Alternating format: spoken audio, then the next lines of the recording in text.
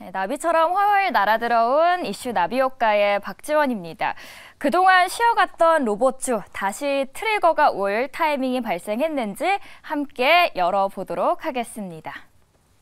네, 10월 3일자 헤드라인, 너무 올랐나 로봇주 줄줄이 하락이라는 제목이 떴습니다. 하반기 주도주로 주목을 받으면서 그동안 급등세를 타던 로봇주의 주가가 한 10월 들어서 약세를 보이고 있었죠.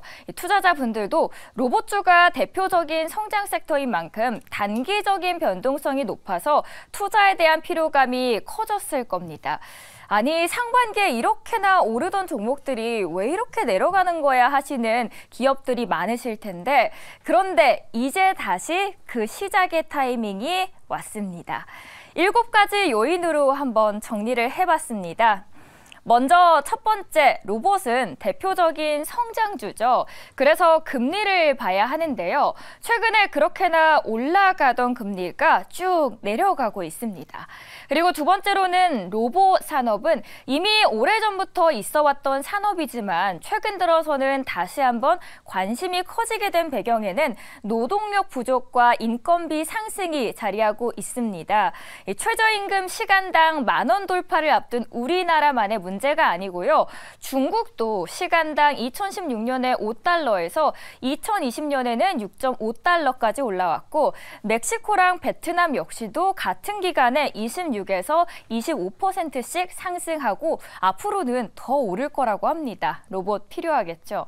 세 번째로는 로봇의 최대 수요자였던 대기업들이 이제는 로봇 사업을 차세대 먹거리로 지목하고 적극적으로 진출을 하기 시작했습니다. 대표적으로 삼성전자, LG, 현대차, 두산, SK, T 등등 있습니다. 그리고 대기업들이 시장에 뛰어들고 있다는 점은 로봇 시장의 성장 가능성을 봤다는 거겠죠. 그리고 대기업들이 진출하게 되면은 대량 생산을 통해서 로봇의 가격이 하락되고 또 대중화가 되고 시장 창출 등이 생길 텐데, 아직 시장이 초기 단계에 있는 만큼 국내 대기업이 로봇 시장을 주도할 기회는 여전히 많이 남아있는 상황입니다. 네 번째로, 이게 핵심인데요. 이번 11월 17일입니다. 배달 로봇 보도, 공원의 통행이 허용이 됩니다. 그동안은 기술은 있었는데 사실 거리는 가로막혀서 규제에 걸어 다니지는 못했습니다. 거리를 다니는 게 불가능했는데 이제는 커피를 배달해 주는 게 로봇이 가능해지는 겁니다. 여기를 집중을 해야 됩니다. 단순히 이 법이 중요하다라는 규제를 하나둘씩 풀어준다라는 이 법이 중요하다기보다는 이제 정부에서도 하나둘씩 규제를 풀어준다라는 게 중요한 거고요. 그리고 법안 통과가 다시 한번 기폭제 작용을 해준다는 겁니다. 해외에서는 이미 여러 정책들이 뒷받침되어서 로봇 산업을 과거부터 꾸준히 키워왔습니다.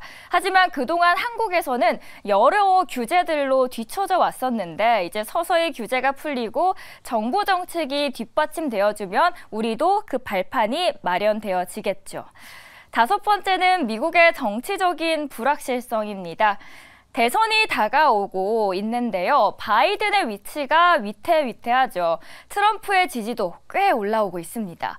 왜 남의 대선인데 우리가 신경 써야 되냐 하실 수 있습니다. 주식을 하신다면 그런데 신경을 쓰셔야 됩니다. 왜냐? 포트가 완전히 달라질 수 있거든요. 바이든이 친환경으로 전기차 신재생이라서 2차 전지 쪽으로도 많은 성장성이 그동안 있었는데, 그런데 트럼프는 그와는 정반대의 인물입니다. 바로 친환경부터 없앨 수 있는 인물이죠.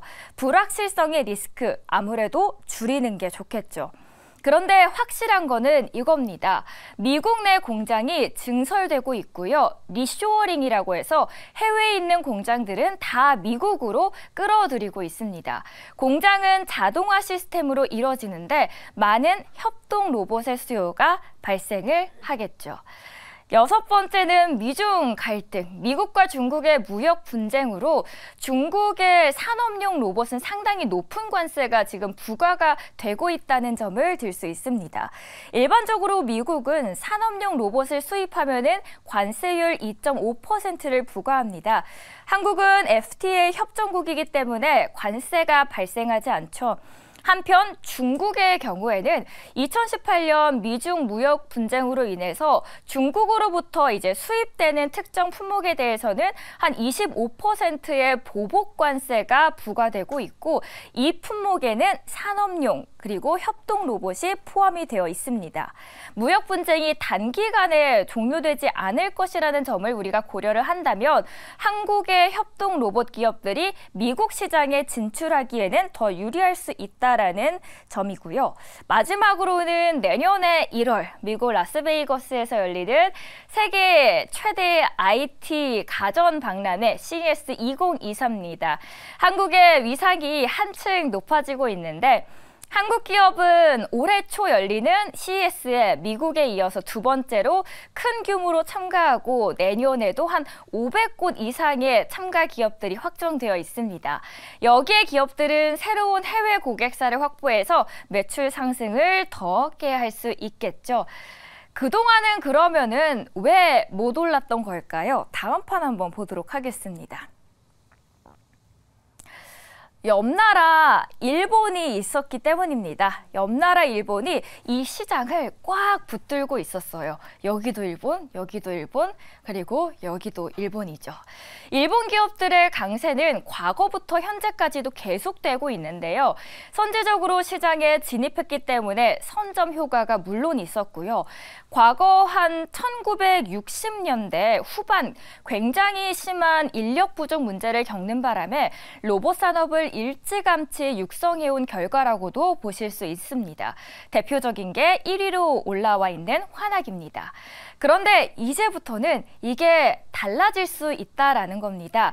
성장이 숫자로 보이는 단계에 진입을 한 거죠. 국내 로봇 기업들의 매출이 2019년에는 14% 정도 역성장했고요. 2020년에는 조금 올랐어요. 0.1%. 그런데 최근 2년간은 34%나 더 성장을 합니다. 본격적으로 국내의 신성장 산업 대열에 합류했다라는 평가가 나오는 이유입니다. 업체별로 보면은 국내 협동 로봇인 1위의 두산 로보틱스는 2018년에 한 4배 정도 넘게 뛰었고요. 레인보우 로보틱스는 같은 기간에 13배 이상 매출이 오릅니다. 신성장 사업의 공통적인 특징은 매출이 특정 시점에 굉장히 폭발적으로 오른다라는 겁니다. 로봇 산업은 시장 침투율도 한 5% 안팎에 불과해서 앞으로 성장 가능성이 더 크다라는 평가를 받고 있는다는 측면에서 저희가 이 시점에서 집중해서 봐야 되는 겁니다. 다음 판도 보도록 할게요. 자, 그러면 주가적인 측면에서 볼까요? 여러분, 텐베거는 언제 나타날까요? 이 산업 성장기의 1기와 2기에 들어갈 때 보통 텐베거라고 하거든요. 텐버거. 이 10배 급성장하는 기업들이 나옵니다. 예를 들어서 2008년 전기차로 주목받는 2차 전지, 그러다가 2017년부터 대기업들이 참여하면서 본격적인 전기차 시장이 폭발하기 시작하죠. 자, 로봇도 테마다 했을 때가 언젠가 생각을 해보면 2000년대 초반입니다. 그런데 이제 막 대기업들이 뛰어들기 시작했다라고 말씀을 드렸죠. 대기업들이 뛰어든다라는 거는 이제 본격적으로 판이 더 커질 수 있다라는 가능성을 보여준 겁니다. 예를 들어서 레인보우 로보틱스가 2022년 7월 18일에 22,750원이었는데 2023년 9월 11일 21만 2,500원까지 무려 10배나 뜁니다. 2차 전지의 2019년의 모습과 굉장히 유사하고요. 그 당시에도 2차 전지가 급등했다가 한 20년대 초반에 급락이 나왔었어요. 그러다가 다시 급등을 했죠. 그래서 로봇주는 지금 쉬고 다시 열심히 뛰어갈 준비를 하고 있는 단계다라고 보고 있습니다. 그리고 2024년은 로봇 산업이 본격적으로 성장하는 원년으로 예상이 됩니다. 경기 불확실성으로 인해서 그동안 주춤했던 로봇 수요가 다시 반등하면서 실적 성장의 시기로 진입을 하게 될 거고, 로봇 기업들의 본격적인 투자가 그리고 제품 라인업이 더 늘어나게 되면 해외 진출 가속화가 이루어지기 때문입니다. 그러면 어디를 봐야 될까요? 로봇은 이렇게 4개로 나누어집니다. 산업용, 협동, 서비스, 그리고 감속기입니다. 다음 판 보도록 하죠.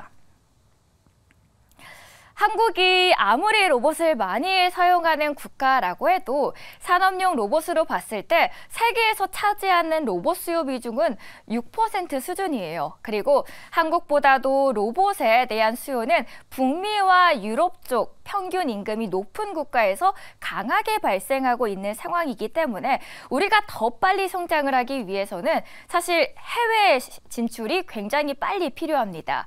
두산 로보틱스는 2022년 하반기에 미국 법인을 설립했고요. 유럽 법인도 추가 설립을 해서요. 해외 영입을 강화해 나가고 있습니다.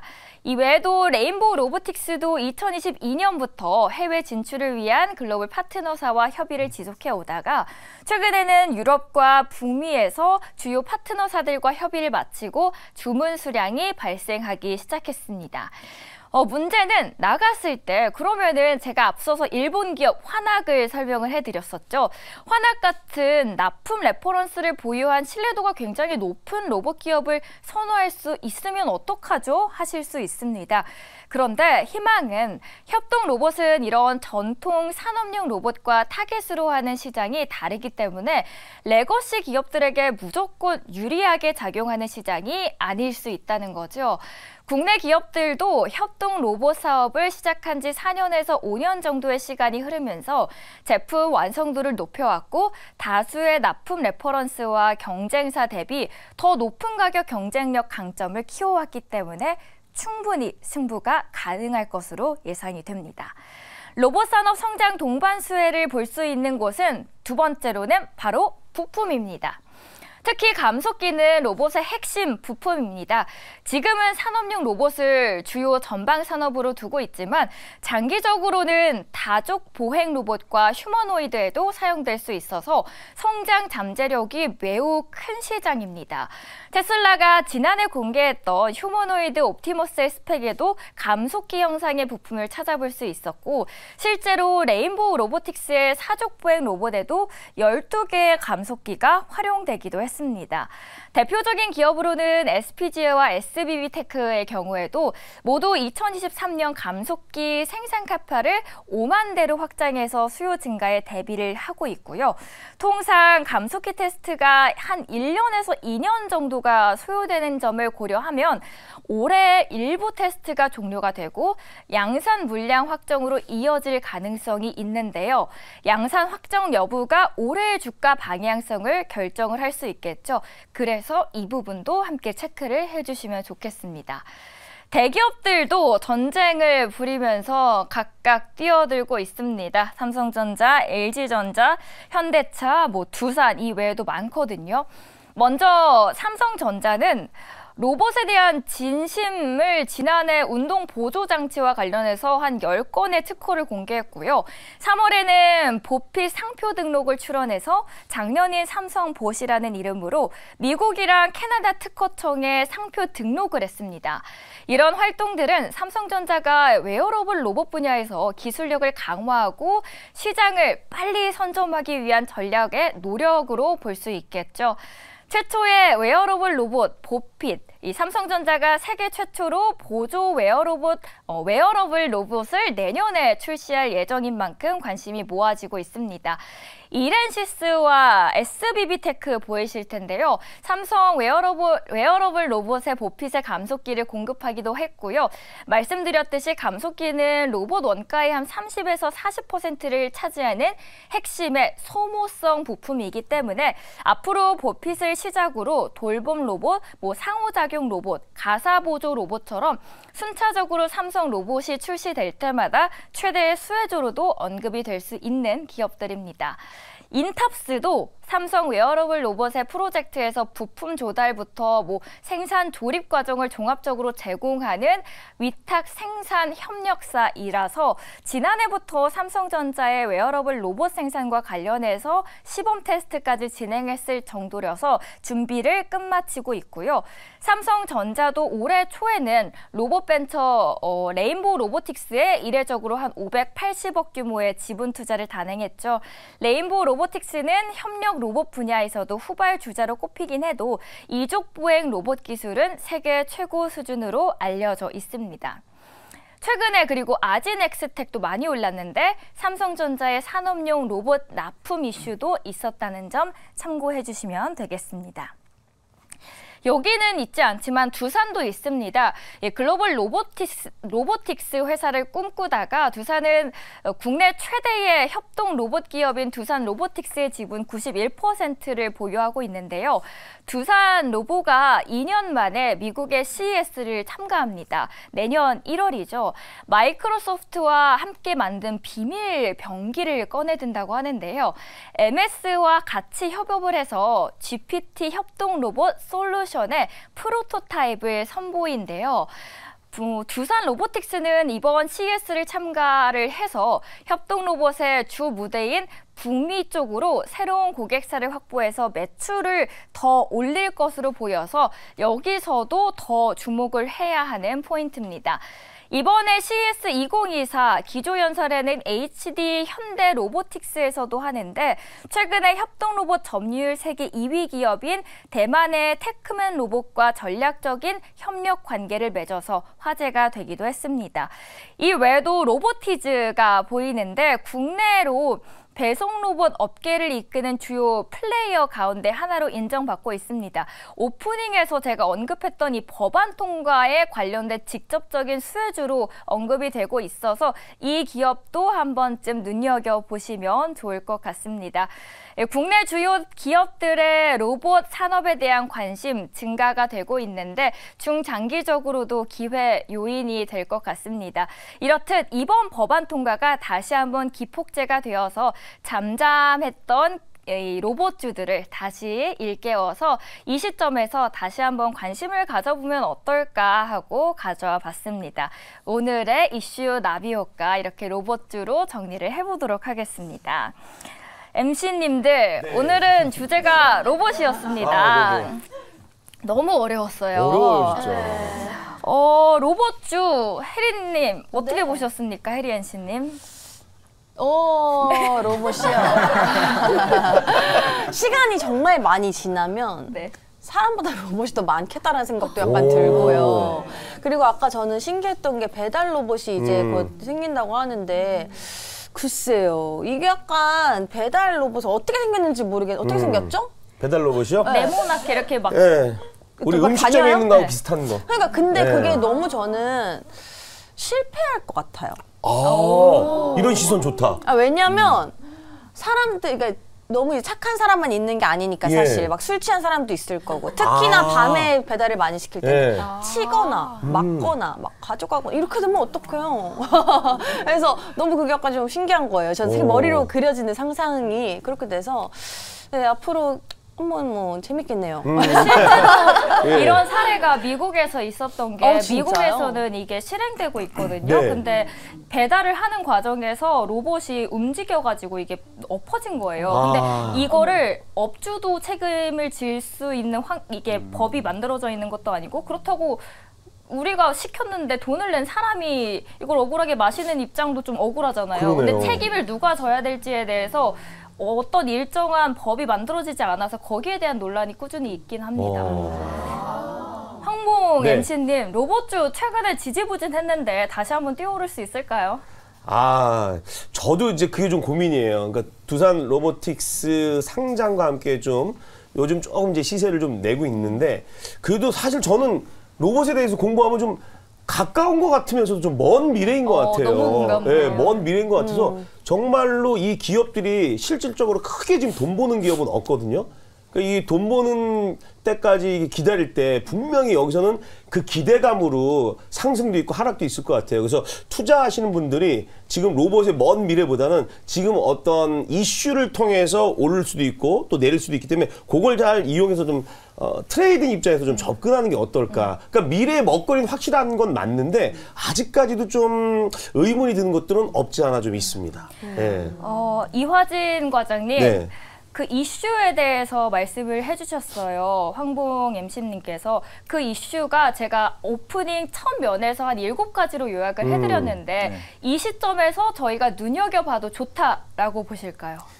충분히 눈여겨봐도 괜찮다고 생각하고 있고 먼저 아까 혜리 씨가 말씀하셨던 네. 사실 반은 맞습니다. 저도 이제 로보티즈 회사를 탐방을 갔다 왔었고 저도 마곡동을 옛날에 살았었기 때문에 네. 근데 확실히 우리가 배달을 하는 이유가 빨리 오기로 원하잖아요. 네. 느려 터졌어요. 그럴 것 같아요. 답답해요. 가서 먹는 게 빠르겠다. 그러니까 우리 흔히 야쿠르트 아줌마 같은 그런 모형의 이제 로봇이 움직이긴 하는데 네. 실제 로보티즈는 이렇게 간제탑이 있습니다. 카메라로 누가 뭘 하고 있는지는 알 수는 있는데 그게 누가 건드렸다 하면 이상 감지 시스템이 움직이긴 합니다.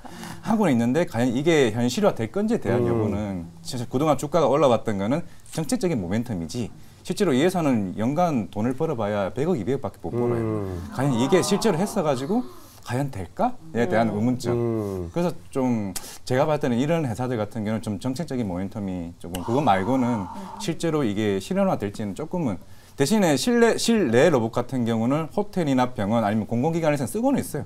내가 그 로봇한테 야 서류 좀 갖다 줘 하면은 지가 알아서 갖다 주고 아니면 호텔 같은 경우는 수건이나 이제 물통 같은 거 있으면은 그 호실에 층간 이동해가지고 로봇이 가서 이제 갖다 주는 역할. 뭐 그 정도까지는 할 수는 있습니다. 그런 건 편하네요. 네. 그래서 저는 단순히 이거를 배달 로봇에 국한하지 않고 좀 확장해서 보면은 그 성장성은 우리가 주가적인 측면에서 기대해봐도 좋지 않을까라고 생각을 한 거였거든요. 그래서 아까 테슬라도 말씀하셨다시피 일론 머스크가 지금 꿈꾸고 있는 거는 지금 얘네들이 연간 자동차 생산량이 한 250만 대입니다. 2030년대에는 2천만 대까지 뽑겠대요. 의장 공정 조립에서 모든 사람들 그걸 제외하고 모든 사람들 다 제외시키겠다는 거죠. 굳이 로봇이 알아서 다 프로듀스 수 있게. 그것도 현대차도 지금 그렇게 꿈꾸고 있어요. 그렇게 있기 때문에 산업용 로봇에 대한 성장성은 좀 더 커질 수 있을 건데 과연 아까 앞에서 이제 앵커님도 얘기했던 것처럼 과연 일본 한학이나 저기 유럽에 있는 유니버셜 로봇과 대비해서 과연 그게 경쟁력이 있을까라고 생각을 하고 있는데 최근에 이제 우리나라 이제 의료용 로봇 회사 중에 하나가 원래 저도 예전에 한 4월쯤에 갔을 때도 아니 일본 회사 기술이 좋은데 생각을 해봐요. 로봇이 했는데 팔이 움직였어. 수술용 로봇이야. 잘못 찔러버리면 어떡할 거야. 근데 일본 기술은 굉장히 이게 섬세하다는 거죠. 과연 아직까지 한국 기술은 원가에 대한 경쟁은 될 수 있는데 싸니까 우리가 살게. 근데 거기서 한 단계 조금은 좀 나아졌다고 얘기를 하고 있습니다. 그래서 그 회사가 최근에 우리나라 로봇 협동 로봇 하나 수주를 했어요.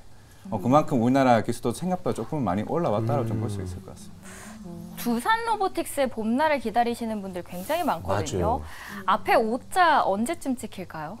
저는 내년 초는 충분히 찍을 수 있다고 생각을 하고 있고 실제로 내년 한 2분기쯤에는 흑자 전환이 될 것으로 보이고 있는데 지금 한학의 실적이 굉장히 안 좋습니다. 중국 경기 침체 때문에.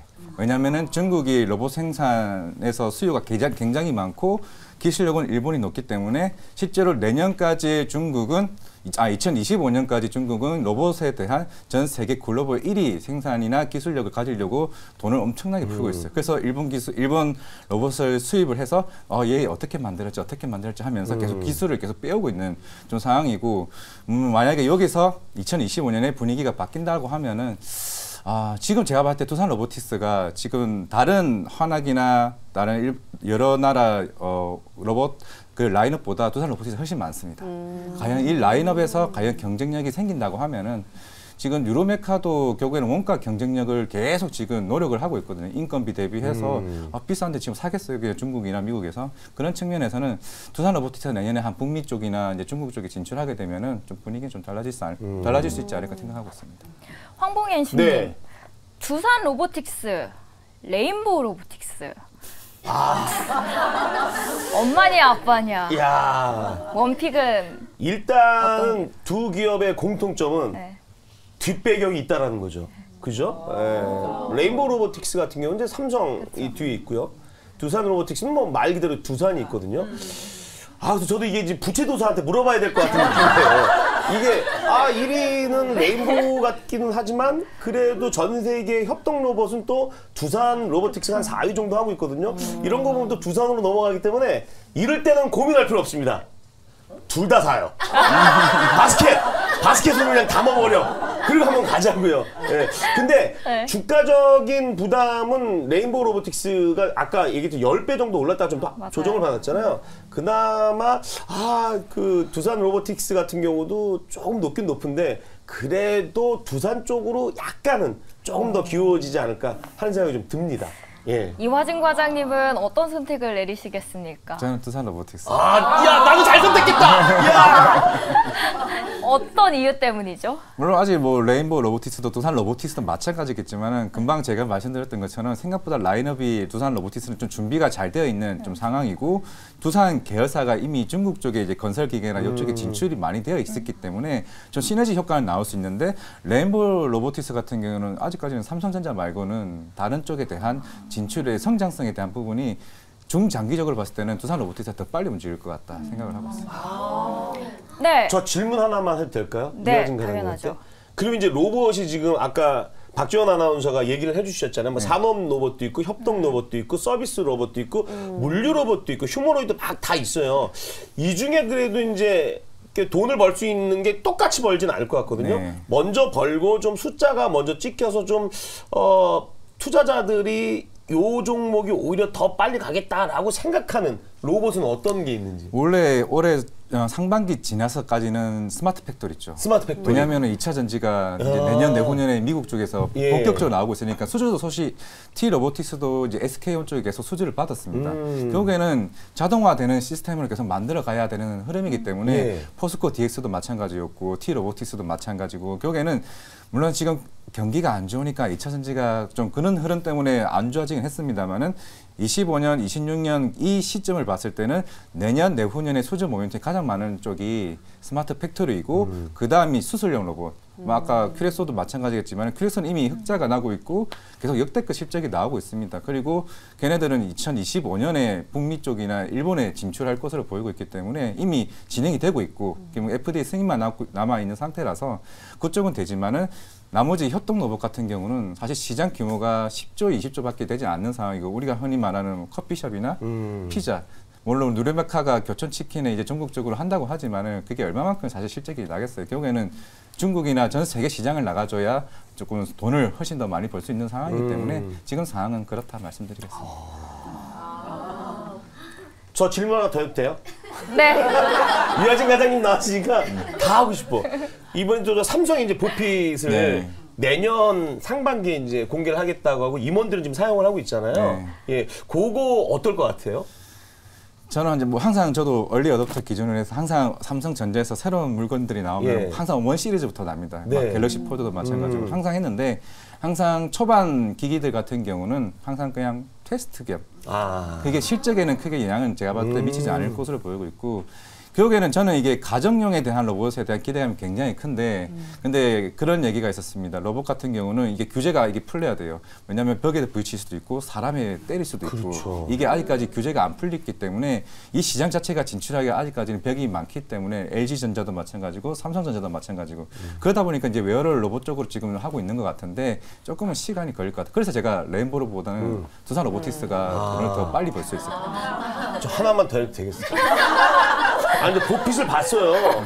제품을 봤는데 되게 안전벨트 매듯이 좀 간단한 건데 이 이제 뭐 노약자분이나 이제 좀 스스로 걷지 못하는 분들 도움을 주는 건데 그럼 힘을 준다는 거잖아요. 네. 그게 뒤에 여기 뭐지 허리 쪽에 이게 감싸더라고요. 혹시 우리가 그 영화 중에 그 탐 크루즈 영화 중에 그 엣지 오브 투모로우라는 영화가 있어요. 거기 보면 이 뒤에 이렇게 나오잖아요, 이게. 그것도 구현할 수 있을까요, 그게? 할 수는 있는데 네. 결국에는 이게 원가에 대한 경쟁력도 중요하겠지만은 결국 앞으로 할 절차가 굉장히 많습니다. 네. 그러면 분명히 가격은 비쌀 거고 보험 처리는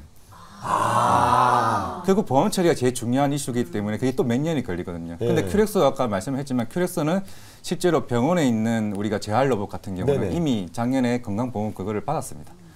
비급여를 이제 받았기 때문에 거기서 절반 정도 가격이라서 병원 입장에서는 우리 그러면 이거 혜택할게. 우리 병원에서 우리 환자들한테 이거 쓸게. 그래서 그쪽에 실적이 굉장히 올라왔어요. 근데 그것도 시간이 꽤 많이 걸린다는 네. 점. 저 마지막으로 하나 네. 질문. 마지막. 네, 진짜 마지막. 감속기 쪽도 굉장히 유망하게 보거든요. 네. 어떻게 보세요? 가장 유망하게 보시는 종목이 있으신지. 뭐 SPG도 있고 SBB테크도 있겠지만은 일본의 야스카와 회사가 굉장히 좀 잘합니다. 또 잘하기도 하고 있고 물론 올해 뭐 코엑스나 킨텍스에서 많은 행사가 열렸지만은 아까 로보티즈도 같은 경우도 다이나믹 셀을 만들고 그리고 SPG도 이제 그 감속기를 만들지만은 결국 일본과의 기술 격차가 얼마나 줄였는지가 굉장히 좀 중요하다라고 보고 있는데 결국 이게 감속기가 중요한 이슈가 로봇이 제어하는 역할이 좀 중요하다고 생각을 하고 있습니다. 이게 예전에 체스를 하다가 꼬마 아이가 갑자기 새로운 이게 다른 수법을 쓰니까 로봇이 갑자기 그 아이의 팔을 그 손가락을 부러뜨린 그게 있잖아요. 그게 로봇이 제어가 안 된다는 거니까 그게 감속기의 중요성이다라는 측면에서는 과연 중국이나 미국이 기술력이 일본이 제일 좋은데 너네 이 정도 돼? 라는 측면에서 조금은 시간이 필요하다고 생각하고 있는데 정말 그래도 항상 박람회 같은 데 가면은 기술력을 지금 일본 기술에 많이 따라왔다라고 생각을 하고 있습니다. 결국에는 소비자 입장이 결국에는 제조업체 입장에서는 과연 좀 더 싸지만 너네 쓸까 아니면은 비싸도 그래도 좀 튼튼한 너네를 쓸까 일본 걸 쓸까 좀 그 고민이지 않을까 생각하고 있습니다. 알겠습니다. 오늘 저 박지원 아나운서가 로봇에 대해서 또 설명을 해주셨어요. 너무 감사드리고 우리가 일본이 정말 앞서 있는 건 알아요. 근데 그 전에도 그랬지만 우리 가전 같은 것도 반도체도 일본이 앞섰지만 결국 다 따라왔잖아요. 아마 그 일본의 이게 어떤 그 국민의 성격이 완벽한 걸 좋아하기 때문에 그렇지 않으면 출시를 잘 안 하더라고요. 근데 우리나라 잘하는 건 뭐예요? 80%만 돼도 출시해버려. 그리고 거기서 문제점이 있으면 거기다 고쳐나가. 그래서 금방 저는 쫓아갈 거라고 믿습니다. 자, 오늘 우리 박지원 아나운서 너무 감사드리고 잠시 후 2부에서 또 우문현답에서 뵙도록 하겠습니다. 오늘 수고해주신 박지원 아나운서 박수로 보내드리겠습니다. 고맙습니다.